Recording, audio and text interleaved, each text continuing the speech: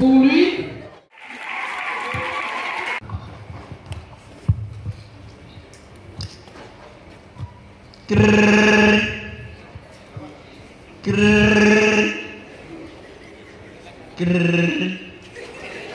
c'est le réveil. Vous avez bien dormi? Commençons la journée avec ceci.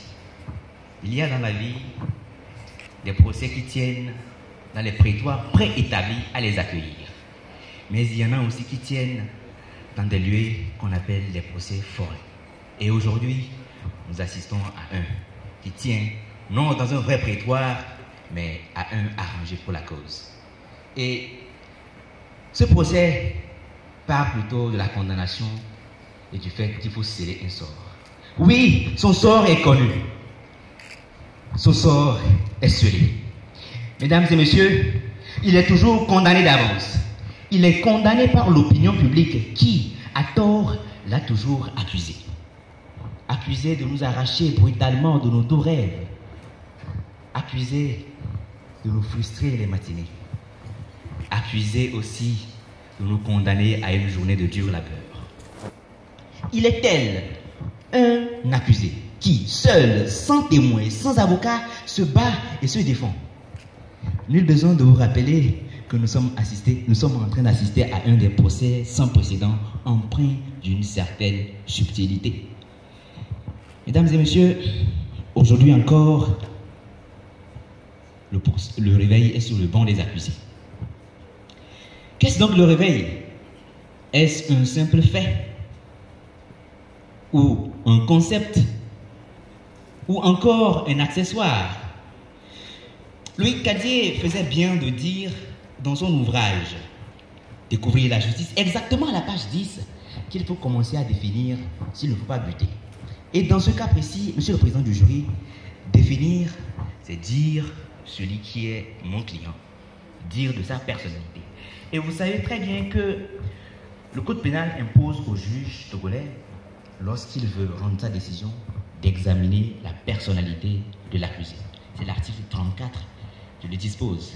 Et aujourd'hui, je voudrais vous porter donc le portrait robot de mon client afin que vous le connaissiez, afin que davantage vous donniez, comme vous savez bien le faire, une décision juste.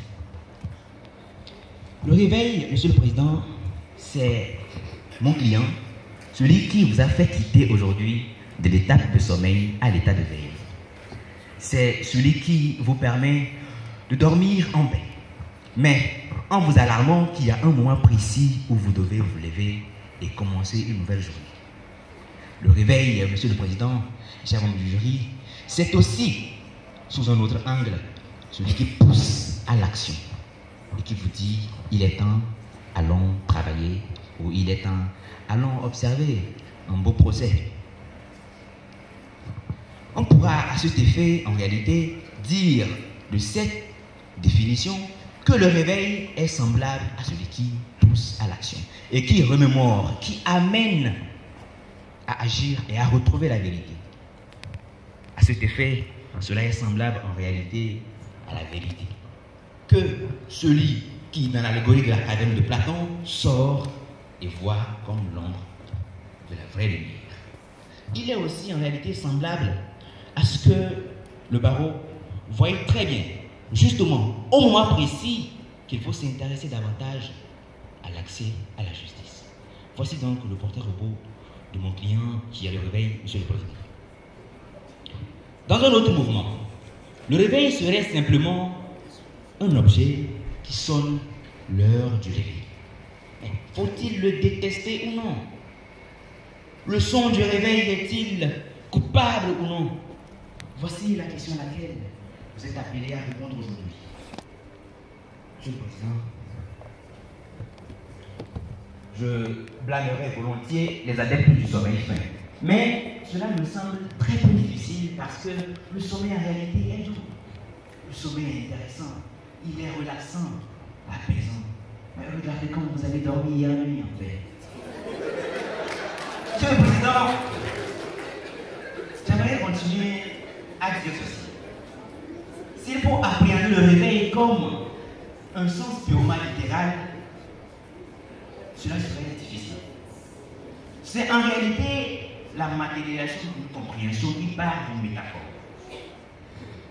Le réveil est l'appel à l'action, est l'appel à la détermination, également l'appel à embrasser de nouvelles opportunités. Vous en avez fait aujourd'hui, d'ailleurs, pour ceux qui ont prêté leur serment, saisir cette opportunité et intégrer ce barreau. Félicitations à vous.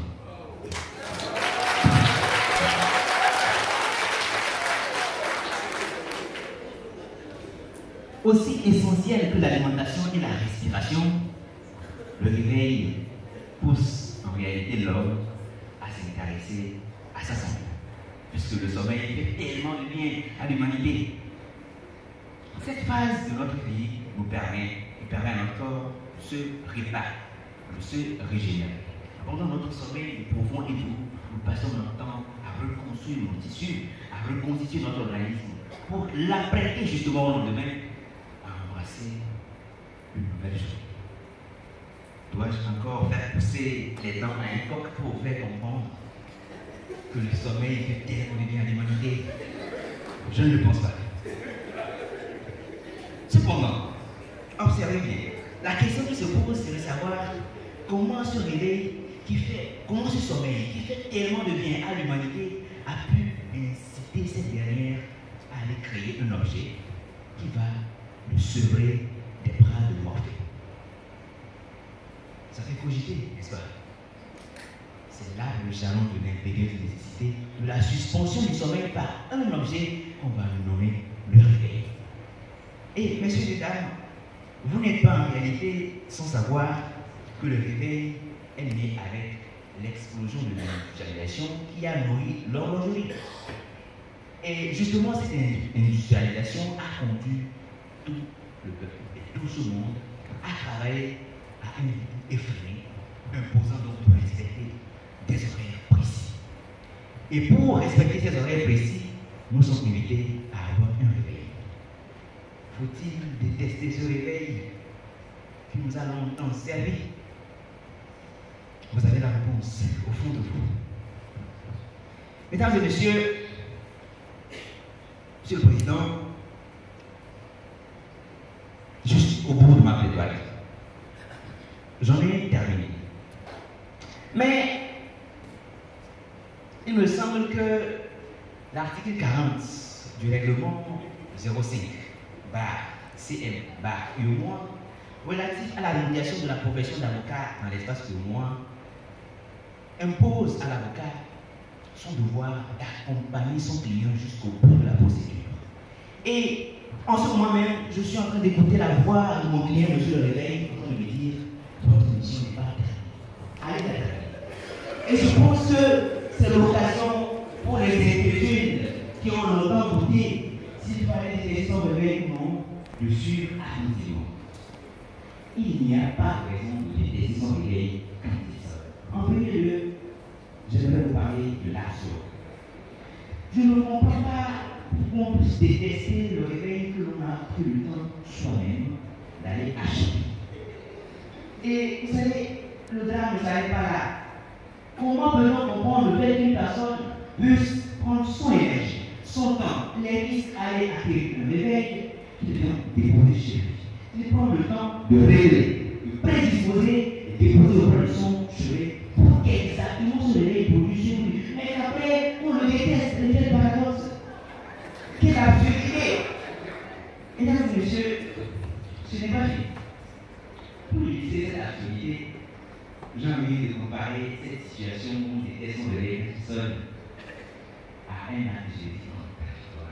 En réalité, c'est comme si un contrat de travail qui se plaît après avoir travaillé. C'est comme un jardinier qui prend son temps pour cultiver le beau fruit dans son jardin, puis après se plaint.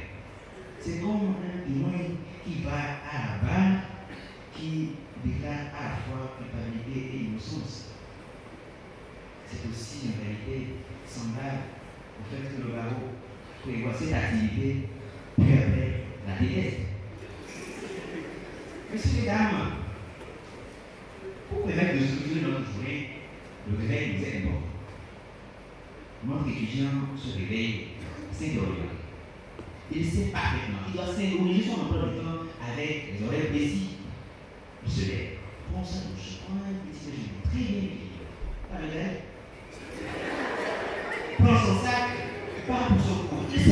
bien, tu dois faire attention au réveil, respecter les oreilles, aller s'évoluer sur l'apprentissage. Le professeur est sur le cours, s'évoluer sur l'apprentissage des amis pour apprendre. Doit-il détester ce réveil? Je ne pense pas. Le réveil ne doit pas en réalité être notre réveil. Il doit être plutôt perçu comme un ami fort. Vous savez, tout le monde n'a pas la chance d'écouter le son du réveil jamais. Et si seulement je mentais, et que si seulement les morts devraient venir là-bas. Mais je suis plutôt optimiste parce que je pense qu'à dans la vie, et qu'on écoute chaque matin le réveil sonner, on peut encore faire quelque chose. Chaque réveil est un nouveau départ, une motivation, une invitation à embrasser de nouvelles aventures, de nouveaux horizons.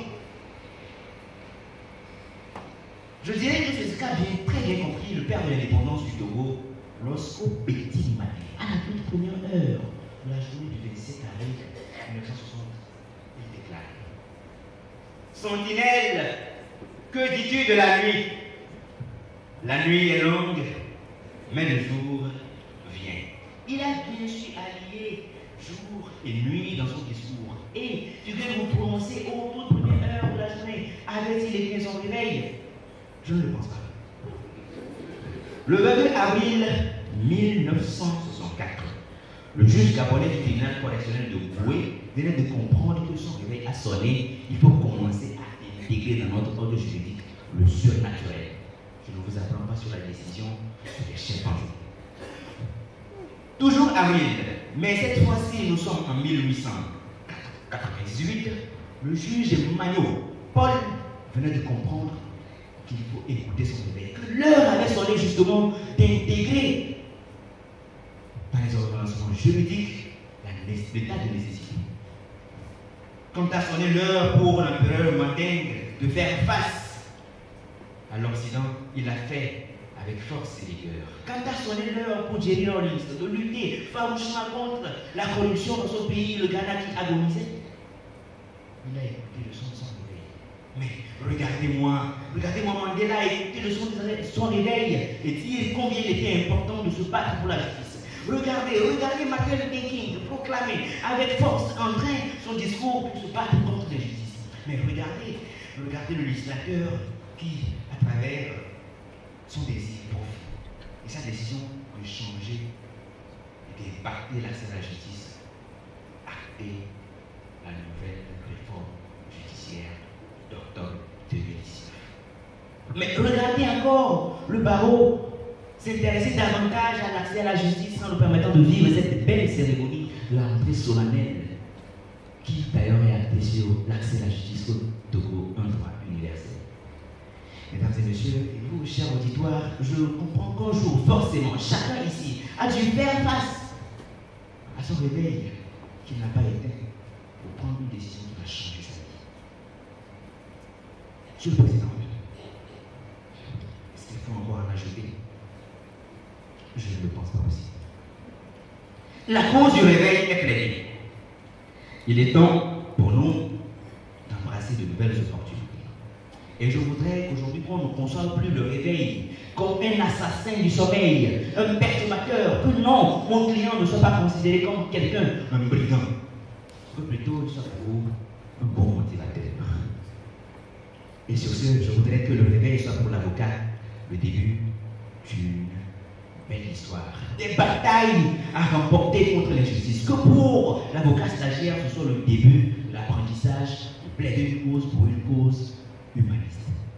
Que pour le pouvoir public, ce soit le moment de sortir des moyens et accompagner cette justice pour qu'elle soit encore plus accessible.